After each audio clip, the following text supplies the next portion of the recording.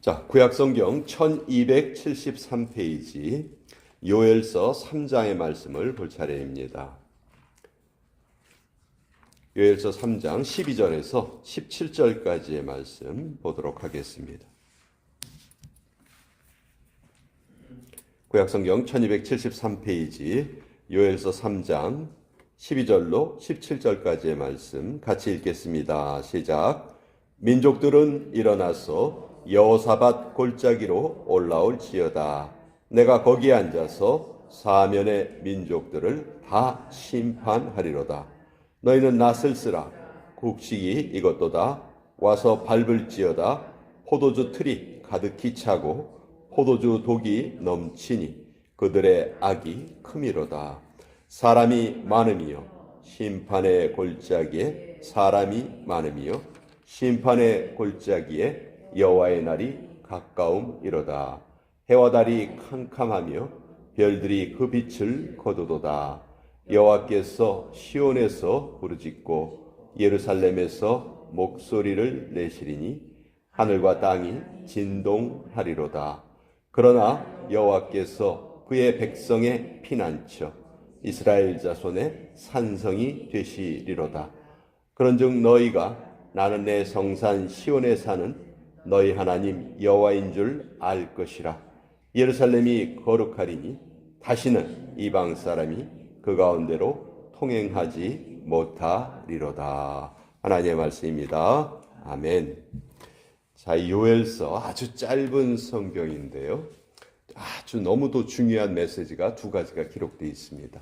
말세에 하나님께서 하나님의 영을 하나님의 종들에게 부어주실 것이다. 근데 그 종들에게는요, 남녀노소의 구별이 없어요. 모든 사람들이 하나님의 영을 받을 것이다.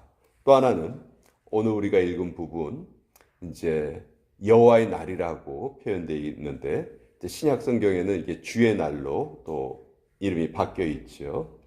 자, 그 최후의 날 심판이 이루어질 것이다.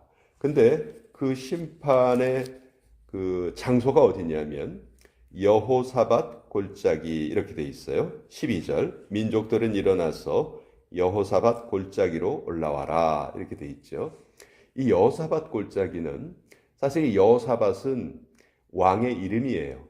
유다의 왕이었죠. 그런데 비교적 하나님을 잘 섬겼던 왕이에요. 이 여호사밧 왕 시절에 어떤 일이 있었냐면 모압과 암몬의 연합군이 유다를 쳐들어온 거예요. 사실 군사력으로는 여호사밧이 이길 수가 없었어요. 근데 그때 하나님께서 여호사밧을 도우셔서 이 골짜기에서 대승을 거두게 하셨어요.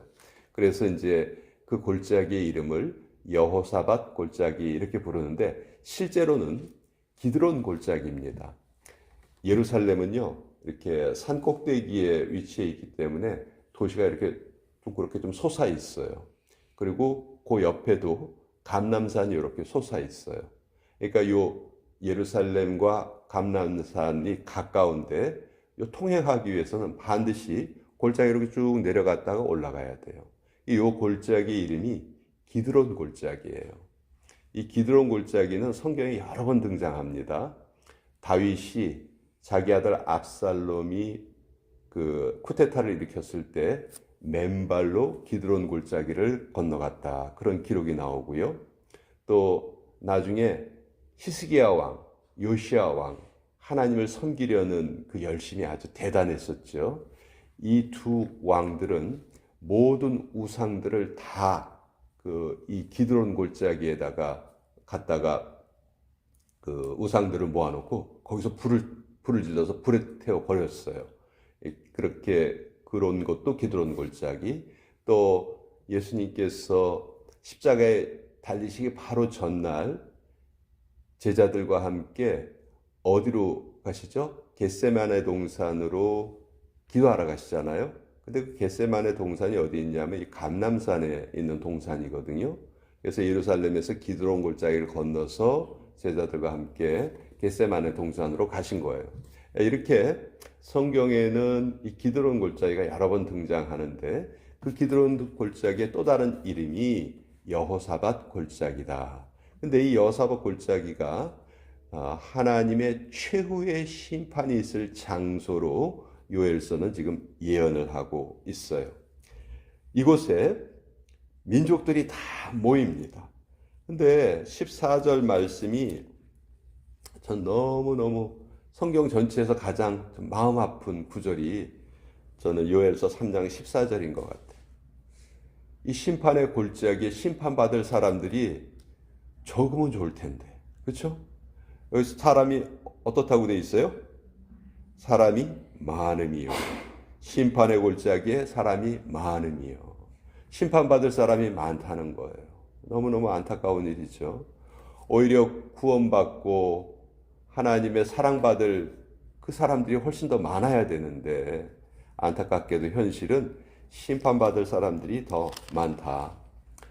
근데 그 심판의 골짜기에 여호와의 날이 가까움이로다. 결국 성경은 계속해서 한 가지 진리를 우리에게 알려주고 계시죠. 아직 일어나지 않은 유일한 사건. 그것은 바로 예수님의 재림이죠. 예수님의 재림은 다른 말로 하면 모든 악이 심판받는 날입니다. 그래서 그 최후의 심판의 날을 성경은 여호와의 날 이렇게 표현을 해요. 또 신약 성경에서는 주의 날 이렇게 표현을 하죠. 그 여호와의 날이 가까울 것이다.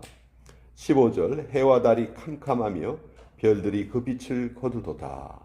계시록에 나오는 그 하나님의 심판의 과정을 보면 이 우리가 지금 알고 있는 이 천지의 우주의 상황이 좀 변합니다. 해와 달이 컴컴해진다, 별들이 쏟아진다, 이 땅에 떨어진다, 뭐 그런 식으로 표현을 하고 있는데 똑같은 표현이 요엘서에도 나옵니다. 해와 달이 캄캄하며 별들이 그 빛을 거두도다.